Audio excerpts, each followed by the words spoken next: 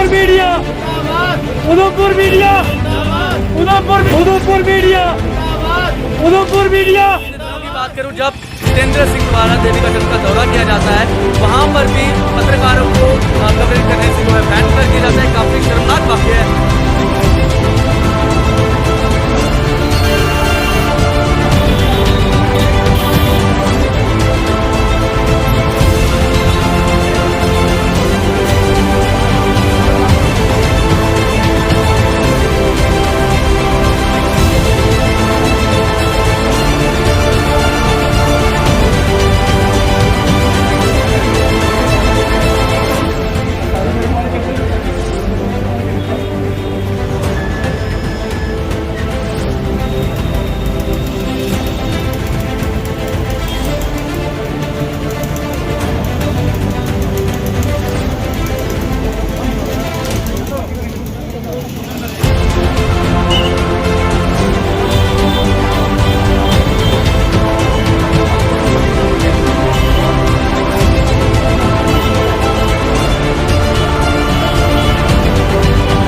बात है। और क्योंकि प्रेस जिस तरह से काम करता है उसको हर तरह से काम करने की स्वतंत्रता है, और प्रशासन ने इस तरह का जो संदेश डाल के जो अभी 2 दिन पहले डाला गया केंद्रीय राज्य मंत्री के दौरे को लेकर, तो मुझे लगता है ये प्रेस की स्वतंत्रता के अधिकार का हनन है।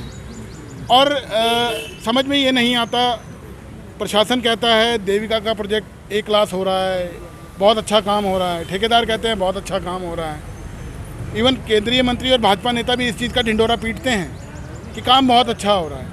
अगर काम बहुत अच्छा हो रहा है तो पिछले 4 साल से जनता क्यों चिल्ला रही है?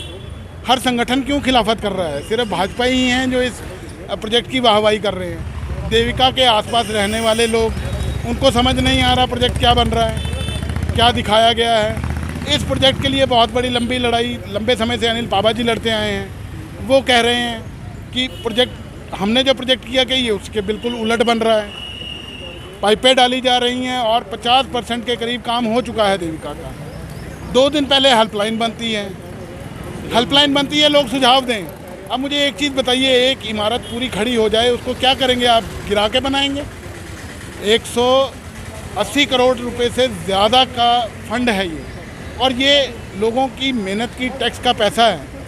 तो आखिर क्या टैक्स पेयर को पूछने का सवाल नहीं पूछने थे, इसीलिए रोका गया मीडिया को? बिल्कुल जाहिर सी बात है। देखो, करोड़ों रुपए का प्रोजेक्ट है, देविका के साथ लोगों की आस्था जुड़ी हुई है, लोग परेशान हो गए हैं इस प्रोजेक्ट से। तो जाहिर सी बात है लोगों को मिलने नहीं दिया जाता, समय नहीं दिया जाता। राजनीतिक दलों से बात होती है, वो कहते जी राज्य मंत्री आते हैं तो वो अपने भाजपाई पार्षदों के साथ मिलते हैं, काउंसलर के साथ मिलते हैं तो चले जाते हैं, उनको समय नहीं दिया जाता। तो ऐसे में ये बहुत बड़ा सवाल था जो मीडिया ने ही करना था, और इस चीज़ का आभास हो गया था प्रशासन को, और कहीं ना कहीं केंद्रीय राज्य मंत्री जिनके इशारे पे ये हुआ। तो सीधी सी बात है, सवालों से बचना था, तो ये सब प्रपंच रचा गया।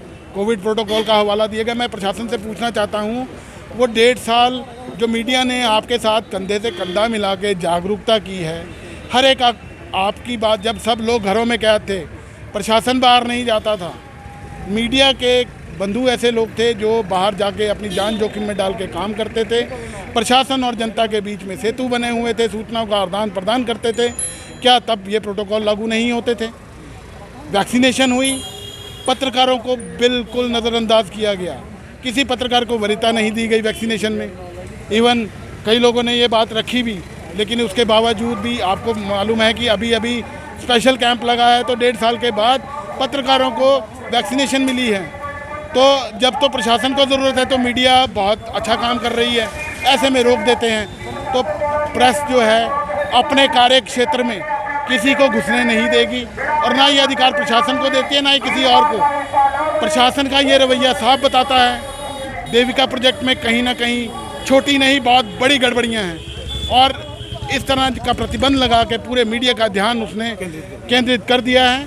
और ऐसे में अब मीडिया जो है इस प्रोजेक्ट की तह तक जाएगा और सच्चाई उधमपुर के लोगों और राज्य के लोगों के सामने लेकर आएगा। लगातार उधमपुर प्रशासन जो है पत्रकारों की आवाज़ों को दबा रहा है। बीते दिनों की बात करूं, जब जितेंद्र सिंह द्वारा देवी का तट का दौरा किया जाता है, वहाँ पर भी पत्रकारों को कवरेज करने से जो है बैन कर दिया जाता है। काफ़ी शर्मनाक वाक़या माना जा रहा है, क्योंकि एक जब कोविड की लहर थी तो लगातार पत्रकार कड़कती धूप के नीचे लोगों की आवाज़ों को जो उजागर कर रहे थे। उसके बावजूद जब प्रशासनिक कोई मीटिंग होती थी तब पत्रकारों को वहाँ पर बुलाया जाता है, और अब लॉकडाउन का एक वजह देख के और अब पत्रकारों को ही बैन किया जा रहा है।